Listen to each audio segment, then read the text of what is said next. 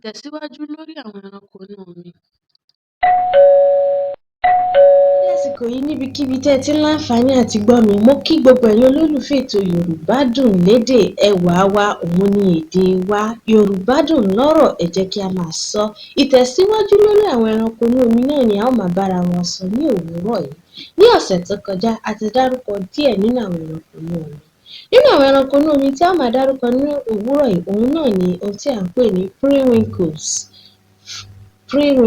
èyí tí gbogbo wa mọ̀ sí ìṣàwòrò tàbí kí a pè ní fresh water snail, nítorí pé a lè rí òun nínú àwọn odò tí ó súnmọ́ wa gẹ́gẹ́ bí river àti stream.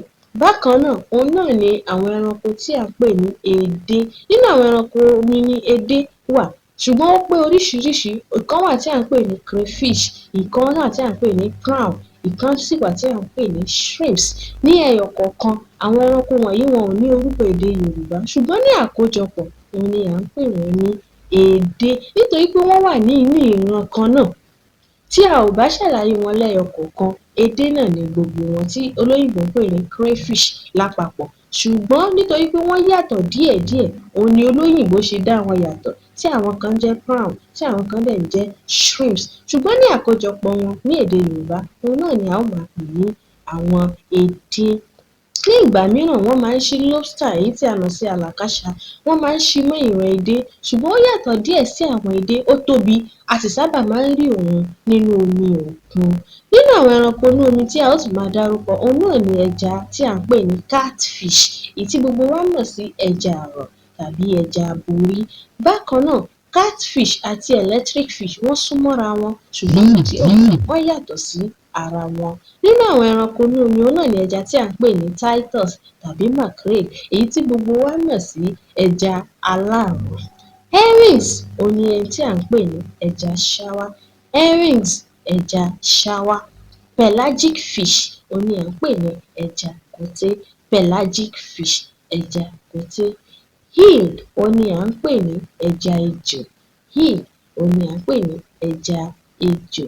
A ò ní láǹfààní àti lè dárúkọ gbogbo àwọn ẹranko inú omi, nítorí pé púpọ̀ nínú wọn ò sí ní ìlú Áfíríkà, pàtàkì jùlọ ìlú Nàìjíríà. Nítorí pé àwọn ẹranko wọ̀nyí wọ́n máa ń wà ní, àwọn míì máa ń wà ní ibi tí yìnyín ti máa ń jábọ́, àwọn míì sì máa ń wà nínú ọ̀gbun omi òkun alágbálúgbú tí a mọ̀ sí Atlantic Ocean. Tí àwọn tí wọ́n máa ń ṣèrìn àjò lọ sínú omi, tí wọ́n bá ṣèrìn àjò lọ sínú omi, àwọn ni wọ́n máa ń gbé àwọn ẹranko yìí wá síta láti agbègbè tí àwọn ènìyàn ń gbé. Wọ́n wá fún un ní orúkọ tí wọ́n lérò pé ó bá ẹranko mu. Nínú àwọn ẹranko inú omi tí ó jẹ́ pé inú ọ̀gbun omi ni wọ́n ń gbé, òun náà ni ẹranko tí à ń pè ní walrus àti ẹranko tí à ń pè ní cowfish, ẹja tí ó dàbí tó rí bí orí màálù, tó ní ojú màálù, tó ní ẹnu màálù, èyí ni wọ́n fi ń pè ní cowfish. Bákan náà, nínú àwọn ẹranko inú omi tó jẹ́ pé inú ọ̀gbun omi la ti lè bá wọn pàdé, wọn náà ni tí à ń pè ní sea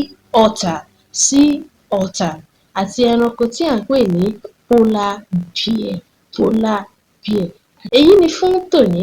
A ó ní ìpàdé ayọ̀ lọ́sẹ̀ tó ń bọ̀. Ẹ má gbàgbé láti subscribe sí channel wa, ẹ like fídíò wa, kí ẹ dẹ̀